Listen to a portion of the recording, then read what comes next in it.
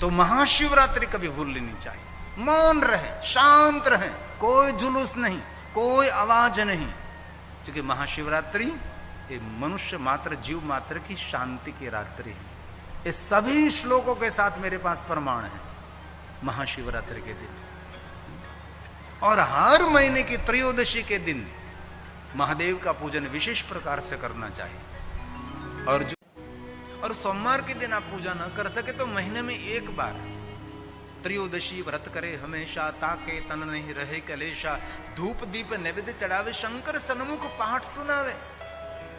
महीने में एक बार कृष्ण पक्ष की त्रयोदशी, जिनको हम शिवरात्रि कहते हैं।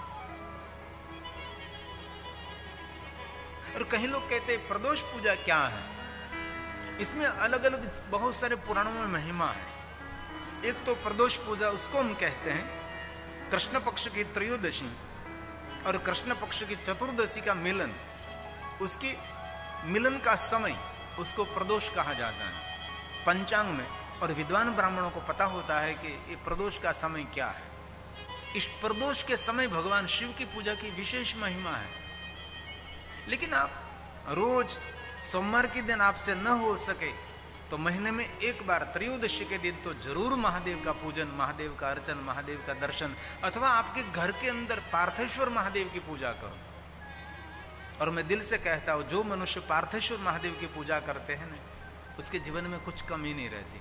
लेकिन करनी चाहिए, कुछ तो करना चाहिए। आप स्वयं भी कर सकते हैं और हमारे विद्वान ब्राह्मणों के पास भी करा सकते हैं। आपको जो सही लगे वैसे करें। और कोई भी विधि आपके पास नहीं है पार्थेश्वर महादेव की पूजा के लिए, कोई व्यवस्था आपके पास नहीं है, तो आपके घर के आंगन में बेल वृक्ष होगा, अथवा आपके घर में तुलसी का गमला रहता है, तुलसी के गमले में ये मिट्टी रहती है, इसी मिट्टी का शिवलिंग निर्माण करो। वहां से वहां, बस वहां से वहां ये शिवलिंग निर्माण कर लिया, जल चढ़ा दिया, हो गई भगवान पार्थेश्वर की पूजा। उससे सरल नहीं होता। ये कितनी सरल बात है। ऐसा इतना तो कर सकते हैं, वहां इसी मिट्टी से शिवलिंग, सुंदर सुंदर शिवलिंग बना दो, बस लिंग आकार बन गया, जल चढ़ा दीजिए, विसर्जन भी हो गया, पार्थेश्वर महादेव का पूजन भी हो गया। वैसे ही बिलवृक्ष के नीचे थोड़ा थोड़ा कुंडा बनाओ, थोड़ी मिट्टी हो, इसी मिट्टी से वहां शिवलिंग बना दो, 2 3 4 5 12 शिवलिंग बना दीजिए और जल चढ़ा दीजिए, हो गया पार्थेश्वर महादेव का पूजन। और प्रदोष पूजा का एक दूसरा विधान है, कृष्ण पक्ष के त्रयोदशी के दिन संध्या समय की गई शिव की पूजा। और संध्या समय भगवान महादेव का दर्शन, उसको प्रदोष दर्शन, प्रदोष पूजा कहते हैं। कृष्ण पक्ष की त्रयोदशी। और शिव जी के ज्यादातर व्रत कृष्ण पक्ष में रहता है, क्योंकि शिव ज्योति है, अंधकार में प्रकाश देने वाला शिव है। शुक्ल पक्ष में हमारे विष्णु जी रहते हैं, कृष्ण पक्ष में हमारे शिव जी रहते हैं। और एक बात और, कहीं शिव भक्त एकादशी नहीं करते, और एकादशी हर मनुष्य के लिए है। भाई शुक्ल पक्ष की एकादशी हो कि कृष्ण पक्ष की एकादशी हो सके तो एकादशी के दिन आप उपवास करें। उपवास न हो सके तो फल थोड़ा लीजिए, ये भी न हो सके तो थोड़ा सा कुछ ऐसा जिनमें अन्न का भाव नहीं है, वैसा कुछ आप आहार ले सकते हैं। लेकिन एकादशी की बहुत महिमा है, वैसे त्रयोदशी की बहुत महिमा है। तो प्रदोष की तीसरी व्याख्या है, कृष्ण पक्ष की त्रयोदशी के दिन सुबह सुबह में जल्दी उठकर चंद्र का दर्शन करें, और कृष्ण पक्ष में चंद्र की उपस्थिति में भगवान शिव का पूजन सुबह में करें, वो भी प्रदोष पूजा माना जाता है। जल्दी सुबह में उठना पड़ेगा, क्योंकि इस समय चंद्र नहीं दिखाई देता। और एक बात मैं दिल से कहता हूं, महाशिवरात्रि के दिन जो सुबह में चंद्र दिखाई दे तो समझ लेना चाहिए स्वयं महादेव का दर्शन हो गया। दिखाई नहीं देता, कभी कभी अवसर मिलता है। अभी भादो मास की कृष्ण पक्ष शुरू होगा, त्रयोदशी किस दिन है मुझे पता नहीं, मैं देख लूंगा। अभी श्राद्ध शुरू हो गया है तो लगभग अभी आएगी कृष्ण पक्ष की त्रयोदशी, मैंने देखा नहीं, लेकिन आप देख लीजिए। तो सुबह में जो चंद्र की उपस्थिति में त्रयोदशी के दिन शिव का पूजन हो जाए तो श्रेष्ठ प्रदोष पूजा मानी जाती है। और महाशिवरात्रि के दिन सुबह में कभी चंद्र दर्शन नहीं होता, लेकिन महाशिवरात्रि के दिन चंद्र द्विज चंद्र रहता है। हम द्विज को मानते हैं, लेकिन शुक्ल पक्ष के द्विज का हम दर्शन करते हैं 5 बजे, 5:30 बजे, 6 बजे सूर्य जब अस्त हो रहा है, तब अंतरिक्ष में द्विज चंद्र, बाल चंद्र, किशोर चंद्र, शिशु चंद्र, एक छोटा सा चंद्र दर्शन होता है। वैसे ही प्रातःकाल कृष्ण पक्ष में ऐसे ही चंद्र का दर्शन होगा, लेकिन बहुत कम लोग कोई ऐसा अवसर मिलता है। रिकॉर्डिंग हुई तो दिखा त्रयोदशी सुबह सुबह में कैसा चंद्र दर्शन होता है कृष्ण पक्ष के दिन। इस महाशिवरात्रि के दिन हमने देखा था कि सुबह में द्विज चंद्र था, क्योंकि अमावस्या के दिन तो चंद्र तो दिखाई नहीं देता, और ये महाशिवरात्रि होती है अमावस्या के दिन, आगे दिन चतुर्दशी की होती है। इस दिन जो आकाश के अंदर चंद्र दर्शन हो, ऐसा चंद्र प्रातःकाल दिखाई देता है सुबह में 5 बजे, 4:30 बजे, 5 बजे, 5:30 बजे, कभी कभी 6 बजे। इस सुबह का ये चंद्र है, सुबह का, शाम का नहीं, उदय होता हुआ चंद्र है। और शुक्ल पक्ष में द्विज चंद्र, ये अस्त हुआ चंद्र है, धीरे धीरे अस्त हो रहा है। लेकिन त्रयोदशी के दिन जो चंद्र दर्शन हम करते हैं, ये उदय होता हुआ द्विज चंद्र है। लेकिन बहुत कम लोग इस बात को जानते हैं। ये है सुबह का द्विज चंद्र, जैसे शुक्ल पक्ष में दिखाई देता है, वैसे है शुक्ल पक्ष में शाम को दिखाई देता है अस्त हुआ, और कृष्ण पक्ष में द्विज चंद्र दिखाई देता है उदय होता हुआ। ऐसी उसकी उपस्थिति में महादेव का दर्शन कुछ भी न हो सके, ऐसी प्रातः काल के द्विज चंद्र में पंचाक्षर मंत्र का जाप करें, रोग नाशो हो, मनुष्य रोग में से मुक्त हो जाएगा, उसकी मन की गति शांत रहेगी, क्योंकि मन का राजा है चंद्रमा है। हमारे ब्राह्मण बोलते हैं, विद्वान ब्राह्मण, चंद्र के बिना कुछ काम ही नहीं हमारा होता।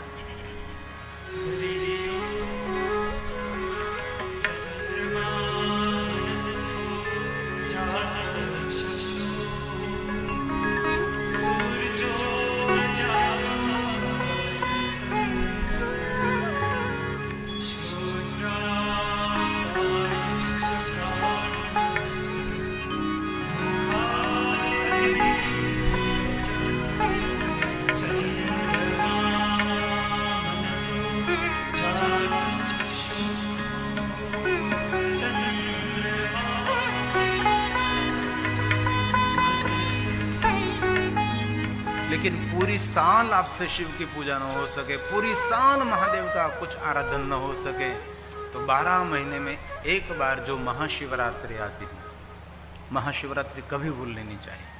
महाशिवरात्रि के दिन शिवालय में भी दीपमाला प्रज्वलित करते हैं, और महाशिवरात्रि के दिन घर में भी दीपमाला प्रज्वलित कर सकते हैं।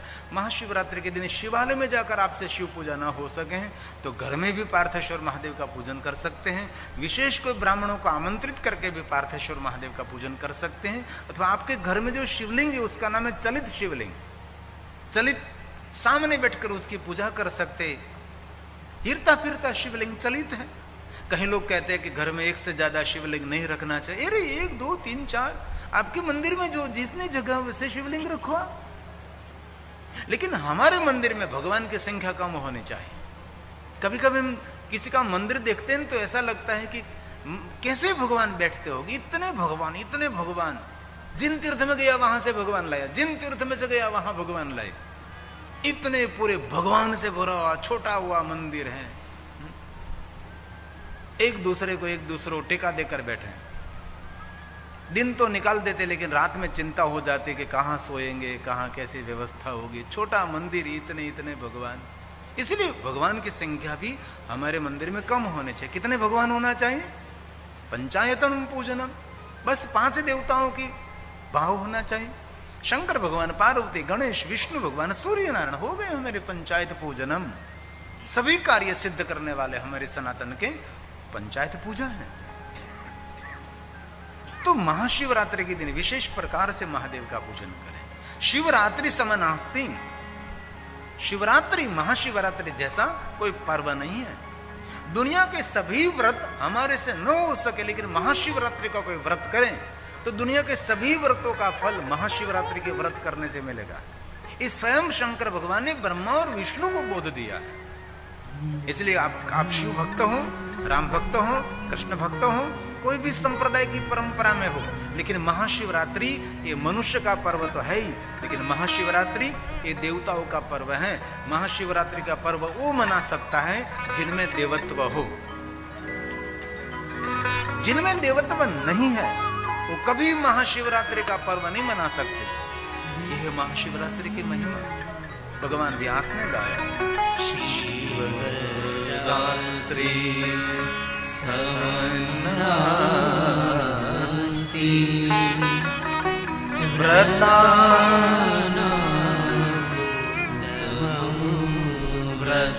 सर्व उत्तम से उत्तम श्रेष्ठ व्रत महाशिवरात्रि का व्रत है। ज्ञान तो अज्ञान तो वापी कृत्वा मोक्षम ये महाशिवरात्रि की महिमा है। मनुष्य मात्र अपने जीवन से निर्लेप हो जाएगा और जीवन के सर्व मंगल करने की रात्रि उसको कहते हैं महाशिवरात्रि। ऐसा कहीं नहीं कहा है कि सिर्फ शिव भक्तों को ही महाशिवरात्रि मनानी चाहिए। कितनी जड़ता मेरे भारत देश में आ गई। हम शिव भक्त नहीं, इसलिए हमारे को शिवरात्रि के साथ कोई लेन देन नहीं। अरे हम क्यों भाई नंदोत्सव मनाते हैं, हम राम जन्मोत्सव मनाते, क्यों नहीं मनाते? हम शिव भक्त थे, ऐसा थोड़ी कि हम कृष्ण भक्ति से नहीं सपोर्ट करते।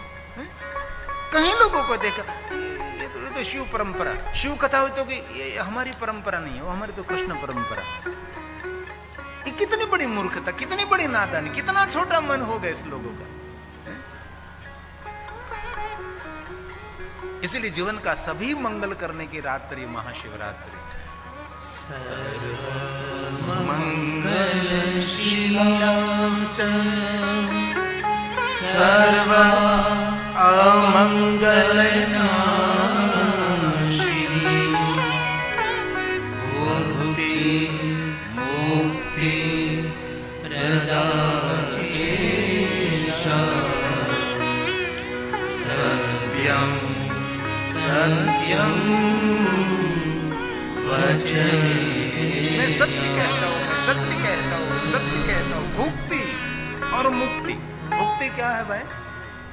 भुक्ति का अर्थ है संसार का भोग, संसार की सुविधा। महादेव जी भोग भी देते हैं, भोग भोगने की शक्ति भी देते हैं और भक्ति भी देते हैं और अंत में मुक्ति भी भगवान शिव देते हैं। कहीं लोग कहते हैं कि महादेव की भक्ति करने से लक्ष्मी नहीं मिलती। अरे कितनी कितनी मूर्खता भरी हुई। कभी लक्ष्मी जी को मिलना, आपको लक्ष्मी जी को मिलकर पूजे, लक्ष्मी तो किसकी साधना करते? लक्ष्मी कहेंगे भगवान विष्णु जी ने मार्गदर्शन किया है मुझे, मैं महादेव के परम भक्त हूं।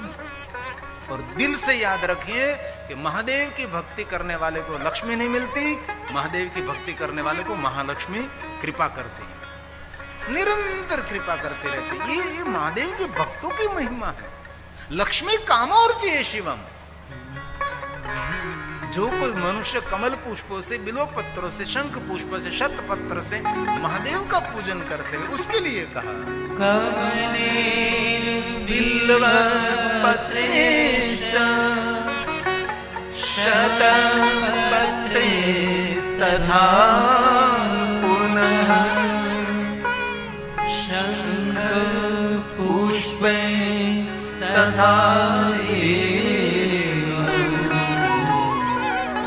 लक्ष्मी कामोर्चये शिवम्। लक्ष्मी कामोर्चये शिवम्। शिवरात्रि समनास्ति व्रत पापाक्षय व्याहम। जीवन के सभी पापों में से मुक्त करने वाली रात्रि महाशिवरात्रि। अश्वमेघ सहस्राणि बात वेशतानि च। कोई मनुष्य हजार हजार अश्वमेध यज्ञ करे, जो पुण्य मिले वो पुण्य महाशिवरात्रि के दिन भगवान शिव के पूजन अर्चन, भगवान शिव के स्मरण मात्र से मिलता है। इसे हमारे दिल से प्रार्थना है, आप रोज न कर सके, महाशिवरात्रि के दिन विशेष प्रकार से अपने घर में महादेव का पूजन करें। क्योंकि महाशिवरात्रि के दिन शिवालय में तो बहुत भक्तों की संख्या रहती है। और महाशिवरात्रि शोर करने की रात्रि नहीं, मैं दिल से कहता हूं, महाशिवरात्रि मौन की रात्रि है, महाशिवरात्रि खो जाने की रात्रि है। कई लोग महाशिवरात्रि में शोर मचाते हैं, नहीं नहीं, बिल्कुल नहीं। ये मौन की रात्रि है, समाधि की रात्रि है, महाशिवरात्रि है। लेकिन हमने तो इतना बदल दिया। हम गए थे काशी में, वहां के विद्वानों को हमने कहा कि थोड़ा तो समझाओ प्रजा को। हम उज्जैन गए थे महाशिवरात्रि में, वहां भी हमने विद्वान ब्राह्मणों को प्रणाम करके कहा, इस प्रजा को समझाओ कि महाशिवरात्रि के दिन शिव पार्वती का विवाह महोत्सव नहीं मनाना चाहिए। कितनी मूर्खता भरी हुई बात करते हैं कि लोग महाशिवरात्रि के दिन शिव पार्वती के विवाह का महोत्सव मनाते हैं। महाशिवरात्रि भोग रात्रि नहीं, महाशिवरात्रि साधुओं की योग रात्रि कही जाती है। ये महाशिवरात्रि की महिमा है, इसमें गौरव करता हूं। ये रविंद्र जी और सुधा जी के पुण्य फल स्वरूप और पूर्णमल दादा के पुण्य से आपके गांव में शिव महापुण्य कथा का आयोजन हुआ। ऐसे बहुत नगर हो गए जहां कोई शिव कथा का आयोजन कभी नहीं हुआ है। और हमारा प्रयास भी ये रहा है कि जहां हम नहीं पहुंचे वहां पहुंचने का प्रयास करते हैं हम, कि शिव कथा होनी चाहिए, लोगों को शिव की बात सही पता लगना चाहिए, ये हमारा प्रयास है। बहुत मैं आदर करता हूं रविंद्र जी और सुधा जी अग्रवाल। अरे पूर्णमल दादा का पूरे परिवार का उसका पुण्य है। इस परिवार में संपत्ति तो है, लेकिन संपत्ति से ज्यादा तो संस्कार इस परिवार में है। बाकी तो सुमति कुमति सबके ऊर्ध्व रही, जहां सुमति तहां संपत्ति नाना, और जहां कुमति तहां विपत्ति निधाना। ये तुलसी का प्रसाद है, रामचरित मानस का प्रसाद है। जहाँ सुमति तहाँ संपत्ति नाना, जहाँ कुमति तहाँ विपत्ति निदाना, जहाँ कुमति तहाँ विपत्ति। इसलिए मेरी दिल से प्रार्थना है, महाशिवरात्रि के दिन मौन रहो। इस श्रेष्ठ शिव पूजा कहलाएंगी। महाशिवरात्रि के दिन पूजा की कोई सामग्री आपके पास न हो, कुछ भी आपके पास न हो। महादेव ने कहा कि ब्रह्मा विष्णु जो महाशिवरात्रि के दिन मौन रहता है ने, वो मुझे सर्व पूजाओं से ज्यादा वो प्रिय मनुष्य रहता है। इसलिए महाशिवरात्रि के दिन मौन धारण, मौन की रात्रि, खो जाने की रात्रि, समाधि की रात्रि, ये महाशिवरात्रि है। हमने तो शोर मचा दिया, ऐसा नहीं होता। शिवालिक का गर्भगुरु ध्यान का केंद्र है, वहां संपूर्ण मौन रहना चाहिए, क्योंकि शिवालिक के गर्भगुरु में जो कुछ आप बोलोगे वो हजारों बार आपको मिलने वाला है। इसलिए शिवालय के गर्भगृह में बोलने से तो ख्याल रखना चाहिए, शिवालय के गर्भगृह में विचार का भी ख्याल रखना चाहिए। इसलिए विचार शून्य होना पड़ेगा इसको शिवालय के गर्भ। इसलिए शिवालय के गर्भगृह में किसी को जाने नहीं देते, इसलिए तो जाने नहीं देते। शिव की परंपरा इतनी सीसरी परंपरा नहीं, गहरी परंपरा है। लेकिन बहुत समय के बाद शिव पुराण ग्रंथ को लोकप्रियता मिली। 30 साल पहले मैं जब शिव महापुराण ग्रंथ लेकर निकला था, कहीं भी शिव पुराण कोई कहीं सुनाई नहीं देता था मुझे। मैं भी खोज करता था, कोई शिवालय मुझे कोई शिव पुराण कथा मुझे सुनावे, तो मुझे कुछ कथा करने का कुछ आइडिया मिले कि ऐसे करे ऐसे करे, लेकिन कहीं नहीं दिखाई नहीं देता था। दूर दूर तक कोई शिव पुराण कथा नहीं। जब 2008 में हमने आस्था में पहली बार शिव महापुराण कथा दी गुजराती में, तब आस्था में पहली शिव महापुराण कथा हमारी थी, एक गुजराती में थी। इस लोगों गुजराती नहीं देते, लेकिन हमने विनंती की, हम हिंदी तो अभी नहीं कर सकेंगे, गुजरात में है तो गुजराती में मुझे करनी पड़ेगी कथा। और अब देखो टेलीविजन में कोई भी भागवताचार्य शिव कथा गा रहा है, क्योंकि 30 साल के बाद इस ग्रंथ को लोकप्रियता मिली। 30 साल के बाद, और मैं धुलिया पहुंचा, 30 साल मुझे लगी यहां पहुंचने में। मैं एक दिन यहां नहीं पहुंचा, 30 साल कथा करते करते मैंने बिता दिया, तब धुलिया की यात्रा मेरे लिए हुई। तो महाशिवरात्रि कभी भूलनी नहीं चाहिए। मौन रहे, शांत रहे, कोई जुलूस नहीं, कोई आवाज नहीं, क्योंकि महाशिवरात्रि ये मनुष्य मात्र, जीव मात्र की शांति की रात्रि है। इस सभी श्लोकों के साथ मेरे पास प्रमाण है महाशिवरात्रि के दिन। और हर महीने की त्रयोदशी के दिन महादेव का पूजन विशेष प्रकार से करना चाहिए। और जो